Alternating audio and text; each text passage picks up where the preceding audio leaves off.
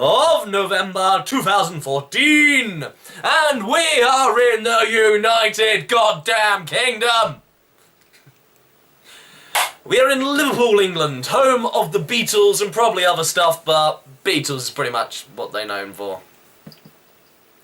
Raw kicks off with John Cena coming out to a very, very emphatic amount of boos. I know that's not an amount, but still there are lots of boos, that's what I'm trying to get across. But Cena, damn good promo guy, manages to turn them in his favour. And when he just mentions Ziggler, there's just, yeah! We want Ziggler chants. He brings up the fact that Swagger is suddenly joined his team out of nowhere. Come on, you could have done this so much better. You could have just had Seth Rollins in a match with Swagger on the show, and just have Seth take advantage, attack him after the match, Cena come out for the save, and then just, there you've got a reason for him to join. Swagger's doing it for no other purpose than... Nobody knows! We haven't even seen the guy! All he does is, like, on Superstars and SmackDown, has a match with Seth Rollins. That's all he done over the last few months. Cena calls out Ryback, and then as Ryback gets the microphone, they do a smart thing, they keep it short, and it's like, the big guy has time to play the... No, it's not. Sorry. King of Kings song hits, and the Authority come out, they part, and they bring out their big black man, Mark Henry. Thank God the Big Show's nowhere in sight, and let's please keep it that way. I do not want to see the Big Show involved in this. Mark Henry's bad enough, but Big Show as well. Good solid promo. Crowd hate the Authority, so that really helps Cena out. But yeah, back and forth. Triple H goes over the same points a lot in the same succession. As always, Stephanie's breasts are amazing. And we get down to the crux of the matter. Triple H also tries burying Ziggler on the mic. And the crowd do not have it, and they cheer for Ziggler. Cena gets in a really good little pop of, didn't you also say the same thing about Daniel Bryan, who beat you at WrestleMania? Crowd, yes chants. So good to hear him. Triple H, of course, shuts it down, because where's Daniel Bryan now? The main thing, both parties, John Cena and the Authority, they make their little what's the word? Pledge? No, not a pledge. Pitch, there we go. Nice pitches at Ryback. Ryback looks the Authority in the eye and is, I'm not afraid of the Authority because I'm too stupid to be afraid, and the last year of my history has been erased. But I don't see John Cena's name on the bottom of my paycheck. And then he spinebusters him and walks off. So please, I just want Ryback to be heel. He's so much better heel. I hate him, though maybe that's just me. Maybe I'm wrong, because frankly, the crowds really do like Ryback. It could just be a case he's a guy that doesn't gel with my personal taste in a wrestler, because I like them to actually be good. But the crowd are into him, he's got a hype to him, so he could be of some use. Better as a heel with us. Try and keep it that way, please. Our opening match of the night is Jack Swagger versus Seth Rollins. I'm sure I've said that a lot over the past few weeks. It's not a bad match, decent, they actually get a good amount of time, and I think these two actually work well together. But Seth Rollins just gets the victory. Curb stomp. And then it's like doctors come in and start checking on him. I thought it might have been busted. But no, it's just sort of an angle. Then the Cruiserweight division push the ref and the medical man, doctor, that's the word, away. Well, then he delivers another curb stomp. I thought they were like going to proper beat him down and then he was going to get taken out of the match, but they did have doctors again, like shining the torch in the eyes, like checking on him. So, I don't know. I thought it would have been better if they'd just like completely taken him out. Then it's like, Team Cena's back down. It took them so long to find a third member, now they're back down to 2. Desperate times. But apparently not. That's it. And where did Swagger come? Why? Give Zach Coulter a microphone. I miss this man. Just why? It just came out of nowhere. It would have been... The better way to do it would just have the match with Seth. Afterwards, Cena saves him. And then Swagger joins. That would have made more sense. But it's WWE. get an awkward little bit between Ryback and Kane in the back, and not bad. It shows a little bit of tension between them. Ryback's not 100% authority. Then we get a match. Homegirl Paige versus Alicia Fox goes much better than the one in London. A short match, but it was a good one. And Paige wins with the Rampage, as she should. Crowd go wild. And then we get Stephanie, who's asking Lana and Rusev, well, maybe they want to come over to the authority side. They're like, well, we'll consider it. I think they did that last week as well. But then Stephanie has a little go at Lana, you stuck-up Russian bitch. It's like, that's not the way to talk to someone you want to get on your side. And with Rusev being undefeated, there's probably someone you do want to have. I would have thought you'd sort of pander to them a bit more, not threaten, but we'll see. No, don't do these things, camera. It's fine, just keep the thing as the thing is. No, okay. Goddamn menus. Come on, where's my button gone? There you are. High quality production values here. Well, we get Sheamus versus Rusev, because us people in Britain are not privileged enough to have the network, which they keep talking about on commentary. Not the wrestlers in the arena don't talk about it, that's a smart choice. But still seeing it on the commentary, getting the free, free, free, it's all free, is annoying. Regardless, the Sheamus versus Rusev, not a bad match, but it was quite slow for how long it was. They never really picked up the pace at all. But I think it's probably going to have this a few weeks in a row, so they're probably saving, hopefully, an exciting match for the pay-per-view. But it does look like Sheamus for the second week in a row gets counted out and loses, so Sheamus has now 3 straight losses in a row. That's an impressive streak for Sheamus. So, Rusev wins the same way Tyson Kidd did, by Sheamus not getting in the ring. Jamie Noble and Joey Mercury distract him long enough for the count-out to happen. So, they're also teasing that Rusev might be on Team Authority, which I don't want. I would prefer just to have a big badass match between Sheamus and Rusev. Just give them a faster paced match where they can just beat each other up. That's just enough said. Yeah, odd segments. We get another Ryback in the back with Seth Rollins, and he's just kind of awkward. And that's it. Nothing of note from that one. Stephanie insults the people that have just joined their team. And we get it. Team Authority is Kane, Seth Rollins, Ryback, Rusev, and Mark Henry. Good to know. When Triple H's job is on the line, the 12-time WWE Champion isn't gonna lace up his boots to save his own job. That seems quite stupid. Fine. Mark Henry's a big muscle man guy. Ryback's a big muscle man guy. Rusev's a big muscle man guy. Kane is a bit flabby guy now, but big. And then Seth Rollins is awesome. But maybe you should put in the guy that probably has more titles than all of the other 4 people put together. Why the hell would Triple H not put himself in this goddamn match? That's just stupid! We have El Matadors who've lost their sort of red flag cape entrance thingy, and they're just straight out. Thought they were sort of #1 contenders, but that doesn't really seem to be going that way. And they're against Mizdow and Miz and Hornswoggle for no reason. Barely mentioned, barely used in the match, just gets drop kicked by the Bull, and that's it. Crowd love Mizdow, and the Miz is being so good playing on it. Teasing tags, actually tagging in Mizdow just to tag himself back in. Really well done, really, really well done.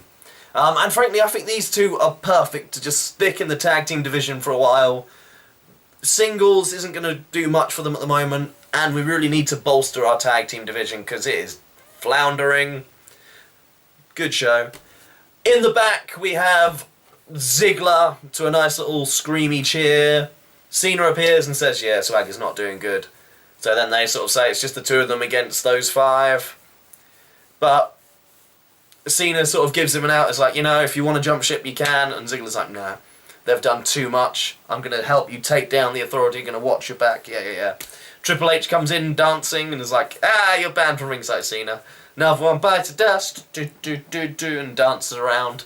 Probably some copyright infringements on there, but hey. What can I say? It's a season premiere.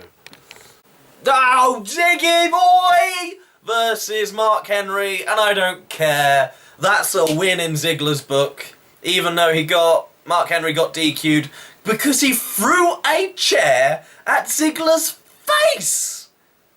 Not just hit him, not poke him in the stomach with it. He just threw it at Ziggler's face. Throws him into the ring steps, goes to kill him with the ring steps, probably, and then the Big Show comes out for the save. It's the most logical person to be on Team Cena. It would be very silly for Big Show not to do it and just go, I'm not going to join you with this guy that just betrayed me, obviously.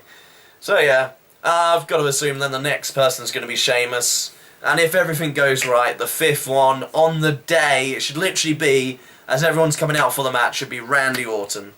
That's how it should be. If they can't get that to work, that's some bad booking. We don't have permission. And it is confirmed. Sheamus, Big Show, Cena and Dolph, Team Cena. Makes absolute sense. Hopefully Big Show can be eliminated first. Maybe we follow Mark Henry. Something like that. We'll see. AJ versus Brie Bella, who's been told to have this match. Frankly, God, what a punishment having a match against the champ and potentially becoming a #1 contender. Oh, Nikki, you evil genius, you! But yeah, AJ wins cleanly, as she should, and Nikki attacks her after the match, gets the title, hits the rack attack, which is funny because it's like a play on words, because she's the Bella with the bigger boobies. She gets them in a rack and then drops, and then her rack bounces. It's perfect. I don't know. I don't know how they quite get that name passed. It's a bit like, Anyway, I actually quite like this feud, and I think it should be a decent match at Survivor Series. I don't know what point Brie will play in their match, because I don't know if that's literally the end then of the being a servant. Because was it literally a month from the last pay-per-view, or does it mean it goes to the end of this month? We'll see later on. WWE show a really touching story of an injured soldier. This is more of the stuff they can do, not just like America! This was actually like a guy that paralysed from the waist down. They make him a motherfucking Robocop. They give him this Robo backpack and legs, and he stands up and walks for like the first time. That's a really touching moment, really good sort of piece to have on there. And it made the guy just look so blown away by the support he got from the crowd. This was a tape from SmackDown, which I didn't see on the British airing of SmackDown. But yeah, this is actually a good, touching story. Speaking of touching, Mark Henry gets very friendly with Ryback, sees him, is like, I'm gonna just touch your arm here, you're not so big, I'm kidding. Do you remember I whooped your ass? Just gonna keep touching you and slapping. Yeah, oh, well done, right, I'm just gonna keep slapping. Yeah, just, go on, yeah, just, yeah, just, Mark Henry's just touches him a lot, and then Ryback's response is like, that's about it. Tyson Kidd gets another victory. Gets the submission win with the sharpshooter over Adam Rose, who got distracted by the bunny being on the top rope, and then Adam Rose kicks the bunny. Adam Rose does look evil with the eye makeup and stuff and just a bit disgruntled. So it looks like the bunny and Adam Rose are gonna do something somewhen. I've heard that it's Sami Zayn in the bunny costume. I hope when it comes to revealing who the bunny is, that's not how they introduce Sami Zayn onto the main roster. Sami Zayn is a goddamn good talent. Please do not give him such an awful intro into the company. During that match, Eric Rowan came out wandered about a bit and said, "She's not here," and then walked off. So we're going to go with a stalker route for Renee Young. Unless this is going to result in a Rusev versus Renee Young match, they're probably going to have to find someone to go up against Eric. And I have no idea who that could possibly be. And then the Authority are in the back. Stephanie's mad because they need to get on the same page. Frankly, they've only just mistrusted and annoyed Ryback briefly. There hasn't been any bickering between them. Actually, the worst person is Stephanie. Stephanie's the one that sort of insulted Lana and that side. She's actually the one who's done the most bickering. So that doesn't make sense. And still, it just annoys me that Triple H didn't think to put himself on his team. Dumbass. And our main event, Ryback versus Cena. Okay, Ryback's not the worst wrestler. It was an okay match. They kept teasing tension between Ryback and Kane. Kane eventually gets too annoyed and DQ finished the match. Shock! Kane makes a DQ finish? My God! Then all the Authority, of course, get in the ring, attack Cena. Ryback gets pissed off. Seth tries sort of dealing with this situation, but he gets attacked by Ryback. Ryback hits Kane, then gets booted by Kane out the ring. And then the face side decide to come down one at a time to try and save the day. That doesn't go too well. First, Sheamus gets beaten up. Then, seeing that Sheamus did so well on his own, Big Show decides to come down. Then I was waiting for that big Ziggler reaction that would have got a massive pop if Ziggler had come down to that ring. But, alas, no Ziggler. Ryback gets in the ring and sort of saves the day. And, like, clears house and walks off. Cena applauds him. So, he's left Team Authority, but does that mean he's actually going to join Team Cena? Oh, I don't know. Really angry at this point in time. Really annoyed that they didn't put Ziggler to get that massive reaction he would have got. But then suddenly we've got the Authority in the back watching this, and Ziggler just comes flying into the sofa. And there's Luke. Luke is there and he says he is a team player. So that's, because SmackDown and Raw, this Raw, they did the whole Luke's eyeballs appeared on the screen.